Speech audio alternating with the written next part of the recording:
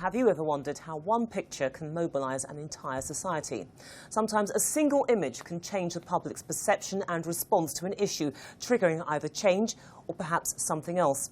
Well, a bold new play at the Gate Theatre in London explores that idea, using as its starting point the story of a woman who's shot during a revolution. Unknown Young Woman by the award-winning playwright Elinor Cook is part of a new Icons and Idols season by the Gate Theatre. And I'm delighted to say that I'm joined in the studio by the artistic director Christopher Haydon and the actor Ashley Zhangazha. Guys, a very good morning to both of you. It's an intriguing premise as well, and the woman stands out because she's wearing a very vivid yellow dress. Is that correct? Yeah, well, in the story, there's the video footage that goes viral is of a young woman wearing a yellow dress getting shot at a protest. So the dress makes her a target in many respects. Yeah, well, it makes her stand out, and then the dress itself becomes a sort of symbol of resistance for the revolutionaries. And the play explores how that image, that video footage, impacts upon the lives of several different people, all of whom exist sort of slightly tangentially to the revolution, but all of whom find themselves dragged into it as a result of that footage. Sure, and you play one of these characters who gets dragged into this, so how does it change you? Well, not you personally, but in terms of your character. Yeah, that's right. Well, I play a character called Ali, who is actually at this protest and captures the footage of this girl being shot. And then puts it onto social media, and the image then goes viral, as we've just said, and it's my character has to deal with the fallout of that situation happening and how that impacts on him and his girlfriend. And it's very interesting because, without giving too much away, he's perhaps not particularly revolutionary himself, but in doing this act and taking this footage, it's seen as a political act. Exactly. Yeah, and that's the interesting thing, because these characters are just shown these pictures because they're simply trying to say to the world, hey, look, this has happened, but it's what it unleashes, and there's an edge of naivety, not perhaps recognising that there's a secondary effect from all this. Yeah, I mean, that's the thing. I think the play documents how these kind of unintended consequences come about. And, you know, Ashley's character lives in the country is never specified, but Ashley's character lives in the country, and so we see him trying to survive, having done that within that tyrannical state. But then we also see how the image impacts upon a woman living in London and upon another woman in the same city that Ashley lives in. So that's kind of what's fascinating about it. And the image itself, you know, the play itself is inspired by very real events that have happened, such as the woman Nada who got shot in Iran during the elections, in 2009, and the girl in the blue bra in Cairo in 2011. So it has very clear, although it's fictional, it has very clear real-life resonance. And it's very chilling as well, isn't it, Ashley? Because you've got two levels of randomness. On the one hand, you've taken this picture, and on the other hand, the victim happened to be in the wrong place at the wrong time to get shot at and was wearing the wrong thing. Exactly, yeah. It's I find the play fascinating, actually, and the writer Elinor Cook has written such a brilliant kind of taut play. And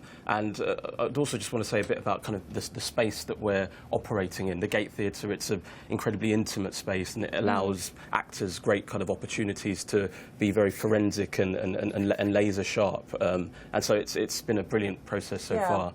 And that was something I wanted to ask you about as well in terms of the staging, because it's a play, a very simple idea, but it's got some very big themes. And the only way you can get that across, I suppose, is the arena in which you work, that perhaps it wouldn't really suit a very large stage. All of these ideas would be lost. Well, yeah, absolutely. I mean, the Gate is a tiny theatre. You know, we're a small room above a pub in Notting Hill. We seat 75. What we've done with this, we've got a very flexible space. So this is not done in a sort of traditional theatrical setting where the audience are on one side and the actors are on the stage. We've actually redesigned the space entirely. So the stage is a catwalk that runs down the middle of the space with a few platforms that actually sit behind the audience. So the action takes place not just in front of you, but behind you and all around you. And we've incorporated a couple of tricks, which I won't explain now, but moments of huge surprise where what you think is the nature of the space suddenly changes. So it's got a really exciting theatrical impact, as well as it being really sort of politically relevant and a really sort of driven thriller as a play. So I can see the challenge for you as the director, trying to put across all of these themes. And what about you as the actor? Because your character is central. You're caught in this dangerous situation. You're running for your life, basically. You've got these different forces which could be pursuing you. Are they real or is it paranoia? So much for you as a performer. How do you get that across? Oh, that's a really good question. It's very difficult. It's a very hard job, and also what's interesting about the gate, as Chris says, it is very intimate. So there's really nowhere to hide. So you really have to go on stage and tell the truth. And if you don't, you know, you can be sure that the audience will see that. Yeah. So it's just about telling the truth and being really in the moment with the other actors on stage. Because I suppose that some people say it's a very heavy theme. I can see it as a news journalist, but if you are a member of the audience and maybe you don't want to be entertained, but you want to get something which is going to get you thinking, but it's not too heavy. It's not going to leave you feeling a bit depressed and fearful about the world's future or your own future. Then how do you kind of overcome that by saying to people, look, yes, it is a big subject. It's something you need to think about, but we're not going to bulldoze you with polemics here. Yeah, absolutely. Well, the play really isn't polemical, and that's one of the wonderful things about it. It's not sort of it's not telling you that you have to take a particular position on it. And what it actually does is it allows these contradictory opinions, these contradictory characters to kind of really exist in one space. What I think Eleanor's done brilliantly as a writer is she's sort of made it like a thriller. So it's a little bit like watching a movie, and it kind of the plot just really, really cracks along. There are some very funny moments in it. It's very exciting. So you can actually have comedy even in the midst of something which is really depressing. Absolutely. The first scene that Ashley's in is extremely funny, and then it takes you somewhere else. And I don't think the subject matter is important and big, but I would say the play feels more sort of visceral and exciting than depressing, because it's asking you to, it kind of barrels along, you know, and you see how these consequences kind of explode one after another, and you know it's only sort of 90 minutes, so you know by the end it's